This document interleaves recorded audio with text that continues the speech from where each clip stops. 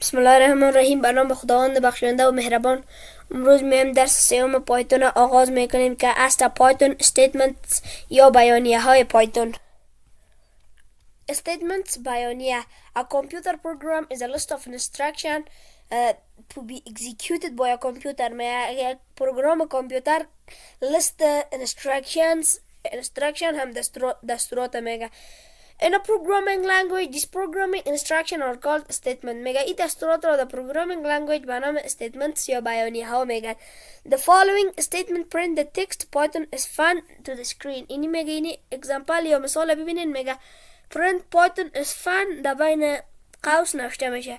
میگه in the Python statement usually ends when the line ends we need to semicolon like in many other programming language, for example Java or C++ you see. many statement کدام چیز مهم نبود که ما براتون تشریح کنم. Most Python programs contain many statement. میتونیم که ما many statement میتونیم بیانیه های زیاد را هم استفاده کنیم یا بنویسیم و the statement are executed one by one. یک با یک در نظم اجرا می شود. مثلا example داریم print hello world سلام جهان. print have a good day یک روز خوب داشته باشی. print learning Python is fun. این میتونیم یعنی که many statement میتونیم که statement ها از دو تا زیادتر و سه تا را میتونیم استفاده کنیم. example explain نیجه example ها را براتون گفته که چه رقم است. میتونیم print hello world بگویم have a good day یک روز خوب داشته باشی. learn Python is fun آموزش پایتون سرگرمی است. اینجا برای ما سیمیکالن تشریح میده. میگه اگر لاین بای لاین نکنیم میتونیم توسط سیمیکالن آن را جدا کنیم. مثلا داریم print hello سیمیکالن print hello how are you چطور هستی. print bye bye خداحافظ. گفته however وقتی که if you put the two statement on the line without separator میگه هر وقتی که شما دو تا استیتمنت یا بیانیه را بانین بدون separator یا new line or semicolon Python will give you an error. یک error براتون میده. یک اخطاریه میده براتون. اینی به شکل از اینی error براتون میده. میریم سر درس بعدی ما که از Python output نتیجه یا print پایتون. print text از اینجا فنکشن های ما دوستای عزیز آغاز میشه. print text. You have already learned that you can use print function to display text or output value. میگه از جایی که شما خواندین فنکشن print که براتون یا output یا نتیجه قیمت ها را براتون نشان میده اینی هست. مثلا میگه print hello world. یک دقیقه صبر کنید. یک کنترل ای میگیم. مثلا نوشته میکنیم print در بین از یک تا اول کوتیشن میدیم نوشته میکنیم hello و یک دفعه میگیم run python فایل. این حالا برای ما امرو نشان میده که hello world سلام جهان.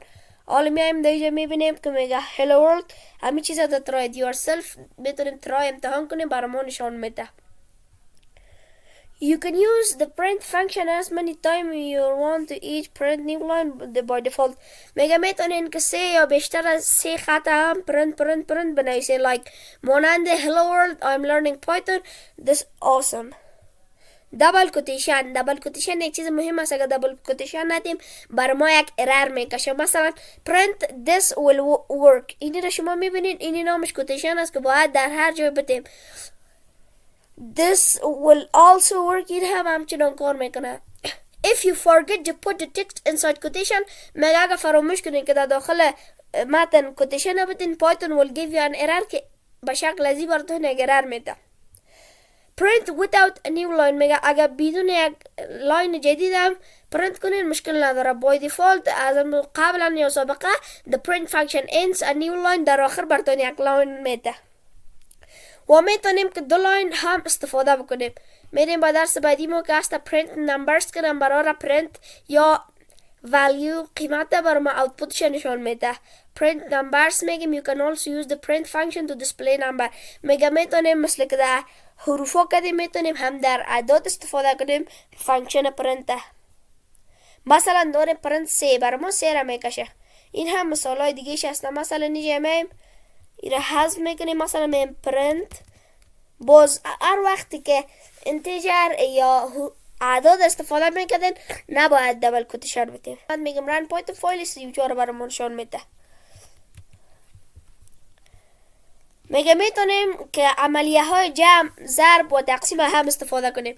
مثلا اینجا میگیم 34 جمع 23. اینالی برای ما جمعش میکنه. اینالی میگم رن پایتون فایل. میتونیم مثل یک ماشین حساب هم میتونیم، همچنان میتونین ضرب هم کار کنین و میکس تکس ا نمبر. میگه میتونین که میکس مخلوط کنین حروف ها را با نمبر ها. مثلا I'm 35 years old. مثلا این را بیان کپی میکنیم و در این قسمت میکشه که I'm 35 years old. دوستان عزیز، درس امروز معمقه می باشه. سابسکرایب افشار بدین، لایک کنین، تشکر، حمایت کنین تا و ویدیوهای بیشتر